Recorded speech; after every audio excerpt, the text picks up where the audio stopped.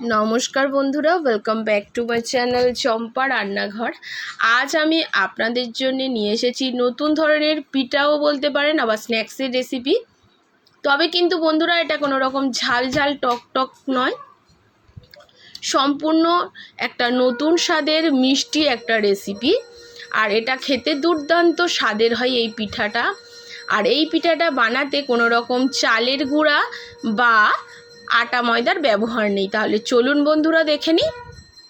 এটা বানানোর জন্যে আমি ব্যবহার করেছি এখানে চিড়া। এখানে দেখুন 1 কাপ চিড়ে নিয়ে নিয়েছি, আর চিড়েটাকে আমি একটা বোলের মধ্যে ঢেলে নিলাম। এবার এইটাকে একটা স্ট্রেনারের মধ্যে তুলে নেব। স্ট্রেনারের মধ্যে চিড়েগুলোকে খুব ভালো করে আমি পরিষ্কার করে ধুয়ে নেব 2-3 বার জল পাল্টে।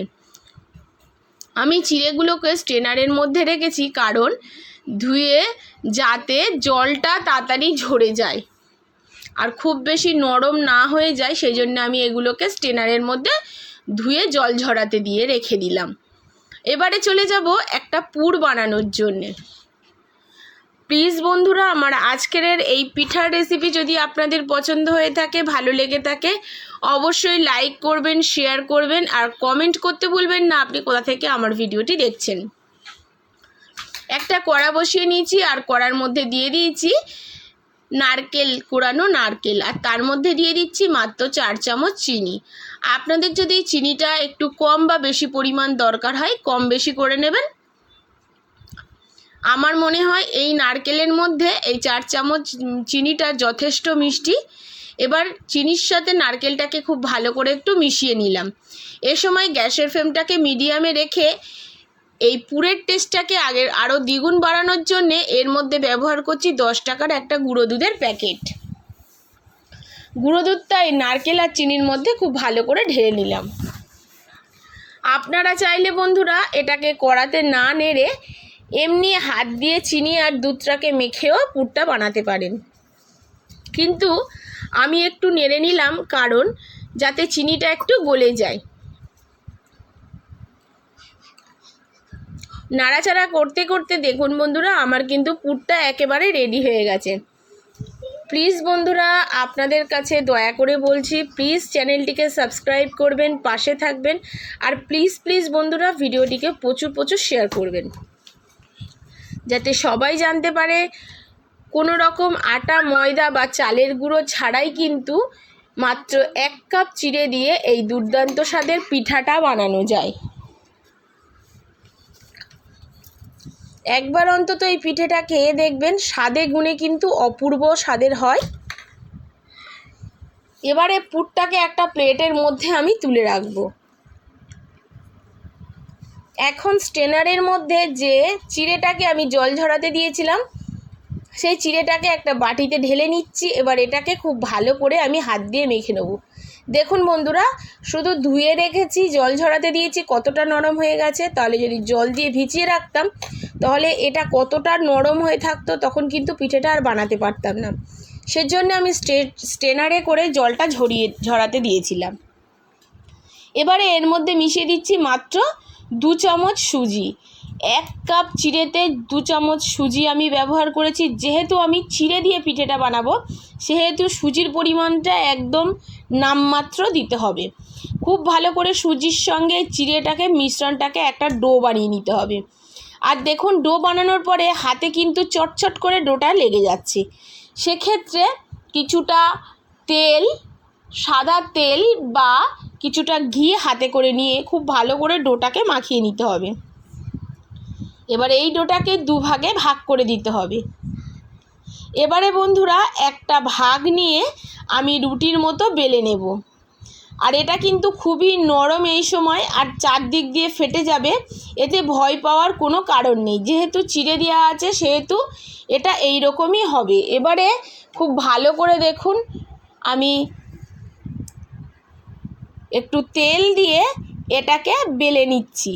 আর এর থিকনেসটাও আমি আপনাদেরকে দেখিয়ে দেবো। খুব বেশি মোটা থিকনেস হবে না, আবার খুব বেশি পাতলা থিকনেস হবে না। পাতলা হলে কিন্তু পিঠেটা একদমই বানাতে পারবেন না, আর মোটা হলে কিন্তু খেতে পারবেন না, ভালো লাগবে না খেতে। চিড়ের ভাগটা বেশি লাগবে। দেখুন একটা বেলে নিয়েছি, একটু গোল করে বেলেছি, আর থিকনেসটা আমি আপনাদেরকে একটু দেখিয়ে দিচ্ছি। যেহেতু তেল দিয়ে বেলা হয়েছে, এটা অতি সহজে কিন্তু উঠে আসবে বেলন চাকি দিয়ে। এবারে দেখুন এটা চৌকো শেপে আমি কেটে নিচ্ছি, আপনাদের সামনেই তৈরি করে দেখাবো। আর এগুলোকে কিন্তু ফেলে দেবো না, আবারও আমি এইগুলো থেকে নতুন করে পিঠে তৈরি করে নেব। ছুরি দিয়ে 4-5টা সুন্দর করে কেটে নেব, নিয়ে এটাকে 4টে ভাগে ভাগ করে নেব। আর সত্যি বলছি বন্ধুরা, এটা কিন্তু খেতে অত্যন্ত দুর্দান্ত স্বাদের ছিল। আপনারা চাইলে বাড়িতে অবশ্যই আমার রিকোয়েস্টে একবার অন্তত বানিয়ে দেখতে পারেন। পিঠের রেসিপি যদি আপনাদের ভালো লেগে থাকে, অবশ্যই বন্ধুরা প্লিজ প্লিজ সাপোর্ট করবেন, পাশে থাকবেন, আর এই ভিডিওটাকে প্রচুর প্রচুর শেয়ার করবেন। একটা অংশ দেখলেন কত সহজেই আমি তুলে নিলাম 4টে ভাগ থেকে। এবারে দেখুন যে নারকেলের পুরটা বানিয়েছি, সেটাকে আমি এর মধ্যে দিয়ে দেবো।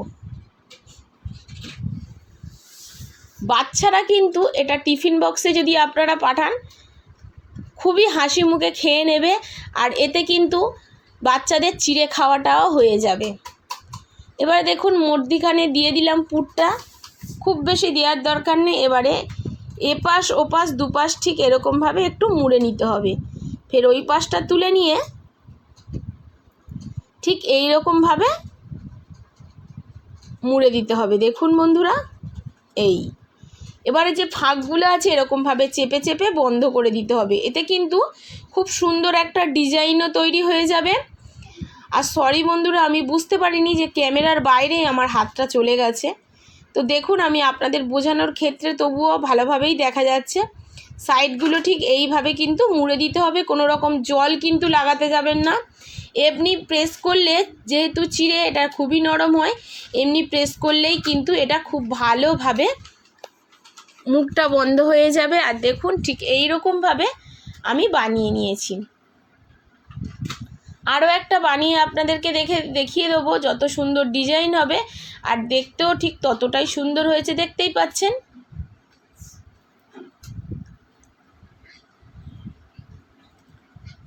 আরও একটা আপনাদেরকে বানিয়ে আমি দেখিয়ে দিচ্ছি। তবে বন্ধুরা এই পর্যন্ত দেখে চলে যাবেন না, আপনারা ভাববেন যে সহজেই তো এটা ভেজে ফেলতে পারবো, কিন্তু না বন্ধুরা, যেহেতু চিড়ের অত সহজে কিন্তু আপনারা এটাকে ভাজতে পারবেন না। ভাজার সময়ও একটা টিপস আছে, সেটাও আপনাদেরকে ভাজার সময় আমি বলে দিচ্ছি। আর দেখুন আর একটাও বানিয়ে আপনাদেরকে আমি দেখিয়ে দিচ্ছি। আমার রেসিপিগুলো আপনাদের কেমন লাগছে অবশ্যই কমেন্টের মাধ্যমে জানাতে ভুলবেন না বন্ধুরা। দেখুন এই যে মুখটা মুড়ে দিচ্ছি, কেমনভাবে মুখটা মুড়ে নিচ্ছি বুঝতেই পাচ্ছেন। আর একটাও বানানো আমার রেডি হয়ে গেল। এই রকমভাবে সমস্ত পিঠেগুলোকে আমি গড়ে নিয়ে চলে আসব। এটা দেখতে যতটা সুন্দর হবে, খেতেও ততটা দুর্দান্ত স্বাদের হয়ে থাকে। সবকটা বানানো আমার রেডি হয়ে গেছে, একটা তুলে আমি আপনাদেরকে দেখিয়ে দিচ্ছি যে কতটা সুন্দর হয়েছে।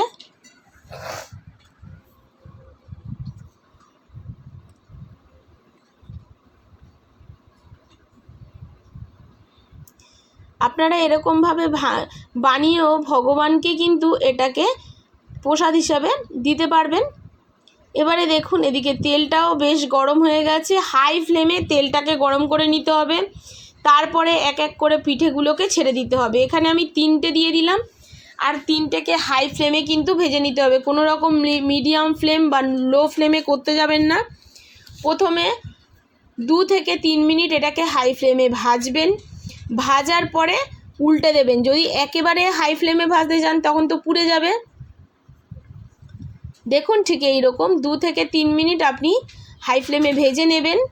যখন কড়াটা আস্তে করে ছেড়ে দেবে তখনই কিন্তু এগুলোকে কড়া করে লাল লাল করে ভেজে নেবেন, নাহলে কিন্তু বন্ধুরা এটা কড়াতে লেগে যাবে, ভেঙে যাবে, পিঠেগুলো কিন্তু আর আস্ত উঠবে না। আর দেখুন ঠিক এই রকম লালচে লালচে করে ভেজে ফেলতে হবে। আর এটা কতটা মচমচে মজাদার, আর ভেতরের পুরটা যে এতটা সুন্দর খেতে লেগেছে যে আপনাদের কাছে বলে বোঝাতে পারবো না। একটা আপনাদেরকে ভেঙে আমি দেখিয়ে দিচ্ছি। চিড়ের যে লেয়ারটা কতটা পাতলা আর ভেতরের পুরটা কতটা বেশি আপনারা নিজেরাই বুঝতে পারবেন। দেখুন বন্ধুরা কতটা সুন্দর হয়েছে। আশা করি আমার আজকের রেসিপি আপনাদের ভালো লেগেছে। নমস্কার।